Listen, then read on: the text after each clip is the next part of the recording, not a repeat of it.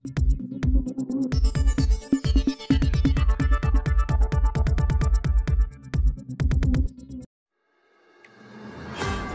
शामिल करते हैं जंग से रिपोर्ट राना शहबाज अजीज। वज़ीर-ए-आला पंजाब की हिदायत पर शाहराह और बाजारों में तजावुज़ात के खिलाफ ऑपरेशन जारी।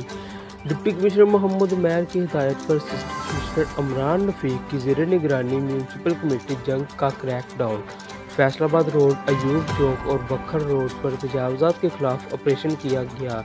तजावुज़ात के खिलाफ रोज़ाना की बुनियाद पर बिला तफरीक कार्रवाइयाँ जारी रहेगी।